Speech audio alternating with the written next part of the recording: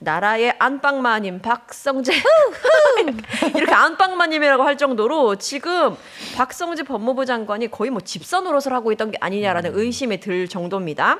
명태균 게이트 수사가 시작되자 법무부에서 석 달 동안 관련 문건이 무려 10건이나 집중적으로 생산됐다라는 겁니다. 법무부의 해설은 그래요. 이 통상적인 검토입니다. 이런 통상적인 검토를 법무부에서 하는 거 보신 적 있습니까, 변호사님? 아니 법무부가 이런 거 하라고 있는 곳이 아니고요. 예. 수사는 검찰에서 합니다. 그러니까 법무부는 사실 이제 검찰국을 통해서 검사들의 인사와 관련된 내용 그리고 중요 사건 같은 경우는 보고를 받아서 네. 그걸 이제 보고를 하는 정도의 역할이지. 그렇죠. 명태균 사건을 자기들이 왜 법리를 왜 연구합니까?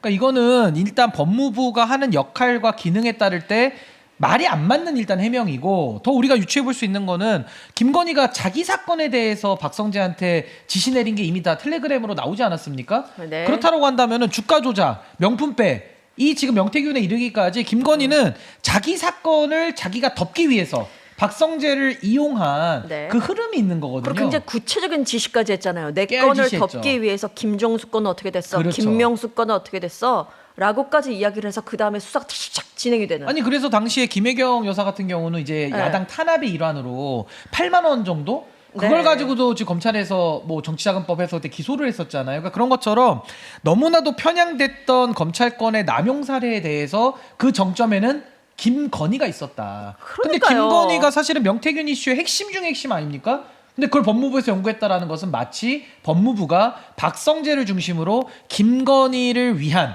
김건희에 의한 김건희의 로펌으로 전락했다라고 예. 봐야 되는 것이죠. 아니 전 보면서 집사가 몇 명이야? 라는 생각이 들더라고요. 뭐 집사 옛날에 그 김예성도 집사라고 그렇죠. 그랬잖아요. 물론 본인은 난 집사 아닙니다라고 얘기했지만 온갖 자기의 어떤 바운더리 안에 들어오면 자기의 어떤 사적인 일에 쓰일 수 있도록 한 사람 한 사람 다 집사 노릇을 시켰던 것 그렇죠. 같아요. 철저하게 자기의 일을 위주로 해서.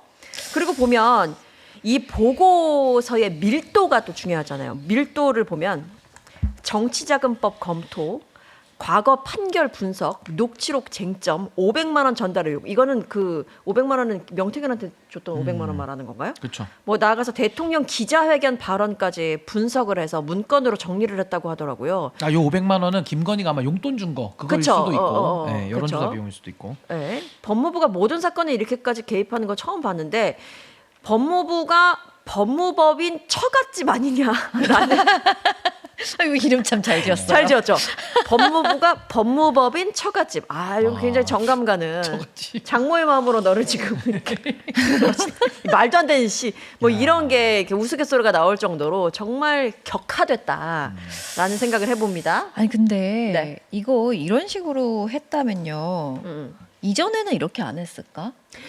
나 그 생각했어. 한동훈 때는 어땠을까? 그러니까 한동훈 때는 철저히 연락을 안 하다가 박성재 바뀌고 나서는 이렇게 했다고요? 말이 안 되잖아. 한동훈하고 이미 카톡을 300건 넘게 했잖아요. 300개. 그렇죠. 그러면 똑같이 충분히 생각했어, 그럼요. 나도. 그 내용을 우리가 미루어 짐작 가능한 거 아니겠어요? 그녀가 걸어온 그 길에 우리가 한번 생각 가능하죠. 이쪽까지 갔더니 뭐 별의별 걸 다 했어요. 그렇다면 그 전에 한동훈은 무슨 얘기를 나눴을까? 네. 오늘 아침밥은 맛있었나요? 이런 걸 물어봤겠어요? 우리는 충분히 예상이 가능한 거죠. 한동훈 당신은 뭐 했나? 그렇죠. 그리고 한동훈이 법무부 장관 했을 때 그때 나가리 된 게 아니잖아요. 그렇죠. 그때 그 그렇죠. 이후에 더 승승장구 했잖아요. 그 그렇죠. 이후에 이제 뭐 나가리가 됐지만 그렇다면 법무부 장관일 때는 아무 문제가 없었다면 과연 일만 했는데 아무 문제가 없었을까? 분명히 말씀하신 대로 오고 간 그 모든 것들이 그럼요. 나중에 언젠간 나온다면 나올까?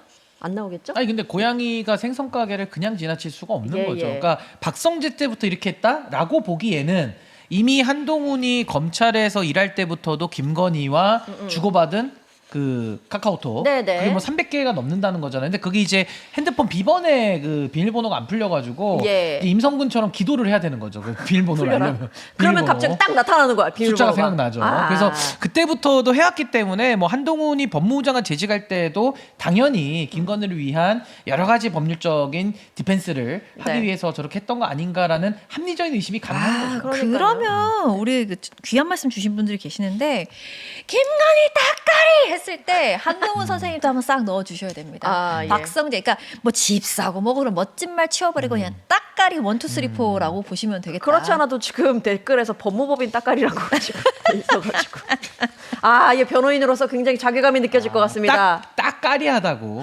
딱까리. 와. Yeah, nice try. 나이스 트라이. Nice try. 진짜 저 근데 기계. 법무법인 이름이 네. 참 너무 이렇게 뭐 처갓집, 딱까리 이렇게 나오다 보니까 네. 굉장히 좀 자괴감이 들고 그러니까요. 좀 부끄럽기도 하고 예. 참 난감합니다 진짜. 예. 그리고 박성재의 공소장 한번 볼게요. 공소장에 공소장. 어떻게 돼 있었냐면 윤석열의 정치적 부담을 줄이기 위해서 이것부터가 말이 안 되죠. 명태균 사건 수사 상황을 실시간으로 보고받았다. 실시간으로 보고를 받았답니다. 아까 전에 말씀하셨다시피 사실 이거 하나를 보면 하나만 문제였을까라고 의혹이 생길 수밖에 없죠. 문제는 명태균 사건 하나에 그쳤을까? 다른 것도 있지 않았을까라고 계속해서 의심이 되고 있는 상황입니다.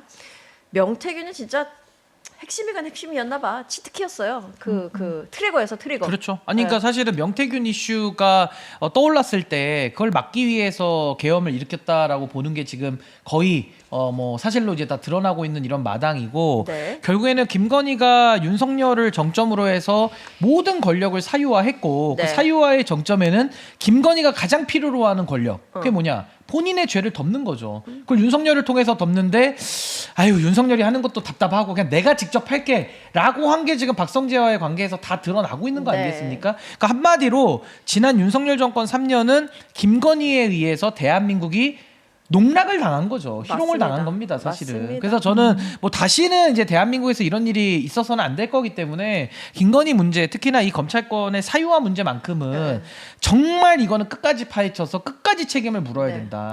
사실 그렇게 이게 정치에 봅니다. 관심 없는 사람들 하는 말이에요. 아유 정권 뭐 보수가 잡든 진보가 됐든 정치인이 하는 거 다 똑같지. 애들 다 똑같아. 라는 생각을 가진 사람들도 다시 윤석열, 김건희 같은 사람은 나오지 않을 거다. 아니 나한테 근데 입을 모으고. 나오기 힘들지만. 그렇죠. 예. 아무리 정치인들이 이상해도 이런 일은 반복되지 않을 거야. 라는 데 확신을 갖고 있거든요. 이런 일이 반복되지 않으려면 관심을 가지셔야 되고 맞습니다. 여기나 저기나 똑같다라는 말은 굉장히 위험합니다. 맞아요. 왜냐하면 책임이 필요한 무책임한 것도 거지, 무책임한 무책임한 거죠. 거지. 똑같아 버리면 그냥 고개를 돌리게 되거든요. 자세히 들여다보시고 똑같지 않음을 바라봐 주셔야 김건희, 윤석열 같은 애들이 등장하지 않습니다. 맞아요. 그게 너무너무 중요한 내용이고 이 검찰총장이 용태를 거부하고 개긴다라는 메시지에서 저는 이 개긴다에서 핵심을 짚는데요. 예. 이렇게 뭐 천박한 말을 써도 맞는데 이 개긴다는 표현은 어떨 때 나오냐면 그 전에는 이런 일들이 없었다는 거예요. 내가 하는 만큼 내가 힘을 주는 만큼 움직여줬다.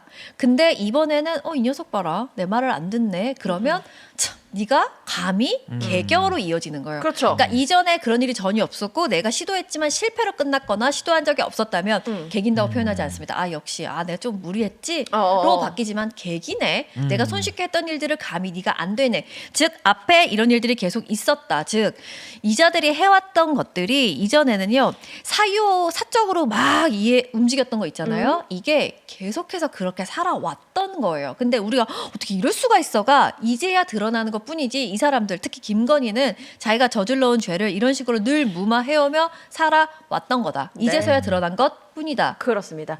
근데 이 박성재의 이 같은 사실들 하나둘씩 더 추가 드러나면서 어떻게 이런 사람이 구속이 안 됐을까라는 아쉬움은 계속해서 남거든요. 사실 아쉬움이 아니라 분노지. 그런데 박성재 사건을 이진관 부장판사가 맡게 됐다고 하더라고요. 갑자기 목소리 톤은 올라갑니다. 이거 너무 좀 기대하면 너무 감성적인 건가요, 변호사님? 그러니까 이제 뭐 재판부 배당은 그래도 네. 이제 또 랜덤으로 해서 이렇게 배당을 했을 거기 때문에 지금 이진관 재판장이 걸렸어요. 예. 그러니까 정의가 살아있다.